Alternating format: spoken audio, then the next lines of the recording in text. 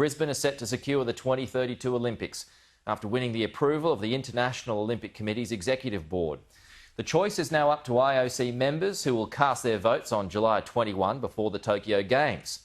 If successful, Brisbane would become the third Australian city to host an Olympics, after Melbourne and Sydney, of course. And joining us live now is Ted O'Brien, the federal member for Fairfax and the Prime Minister's representative on the 2032 bid committee. Ted, thanks for your time this morning.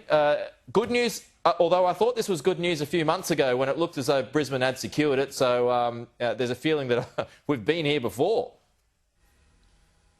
Well, it's good news on good news then, Pete. It was a really important night for us last night because we cleared another hurdle with the IOC's Executive Board endorsing our bid to go through to a full vote of the IOC session. And we now have a date for that, which is the 21st of July. So it's countdown mode. There's only one big hurdle to go, and that will be an election at the IOC session. Brisbane's so got nothing's the games. Guaranteed. Brisbane's got the games, don't they, Ted? Well, we hope we absolutely hope Brisbane has the games, but we can't take it for granted. And I think when, like me, you're in public office, you know, there's one thing you don't speculate on, and that's elections. And so we have over 100 IOC session members across the world who will have to cast their vote. And so we just need to keep doing what we're doing, and that is putting our best foot forward, prosecuting the case. Is any other city in the mix, Ted? Right now, it is only us. So there's no doubt that we are in the prime position. And this is the new way of doing business for the Olympic movement. It's continuous dialogue. And if one party is ready and shows their wares and they like what they see, they keep going through that deal process. And so here we are now, that final stretch. The finishing line is right in front of us, Pete. So, look, we're really excited, but we're just tempering that excitement because we know we're not there until we cross over that line. So the champagne or the 4X gold is still on ice, Ted? The 4X gold is still on ice, but we'll be buying in the ice and making it as big a party as we can.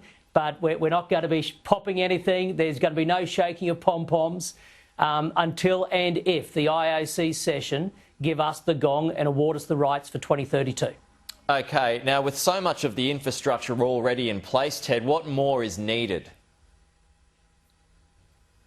Well, one of the good things about the way the Olympic Games now work is, and we're the first ones for this, by the way, 2032, under their new norms. Instead of having to change your city to fit the Games changes themselves to fit your city. So in our case, we're talking about a region of the Sunshine Coast, Gold Coast and Brisbane and broader South East Queensland. We're talking about 11 years away. So the strategic question for us is, what do we need, given our population growth, for our own future, not for the Games? And we need to ensure that we accelerate the delivery, whether that be community, transport infrastructure or the like, so that we can make the Games the best possible. In other words, Pete, the Games becomes leverage for us to drive behaviour, a deadline, so that we can accelerate the delivery of what we want for our own region, given our population growth. So what would be done to the Gabba for that opening ceremony, Ted?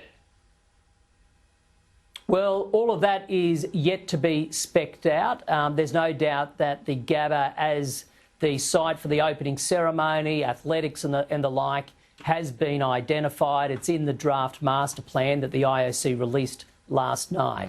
The detailed design of that is yet to be done, and then, of course, there'll be negotiations between the federal and state governments on funding. So a lot of work to do. What we've done, though, is we've put together a vision, a proposal. We've created a master plan of where the sports would take place, and here's just hoping we get them over the line on the 21st of July. Are you heading over with the Premier of Queensland, Anastasia Palaszczuk, for this announcement? Oh, those decisions haven't been made yet, Pete. It's pretty simple. If it's required, I'll be there. If it's not required, I won't. And so one step at a time, we jumped the hurdle last night. Ted? Have you had your shot? Well, actually, I have had a shot, waiting for my second, but that's just because we should all be getting shots, not because of any Olympics. Well, OK, just finally, just on I don't know what you can say about this, but yesterday you had that couple who've come from Victoria through New South Wales into Queensland. As a Queenslander, can you explain your frustration at that? Oh, Pete, I think I, like most Queenslanders, were concerned. I was concerned, disappointed. I'm aware, though, that the couple haven't been interviewed yet by police, and so I'll sort of reserve my right to cast any opinion as to any judgment as to whether they've done the right thing or not. Ted O'Brien, the federal member for Fairfax and the Prime Minister's rep on the 2032 bid committee. Appreciate your time, Ted. Talk to you soon. Best of luck. Likewise, Pete.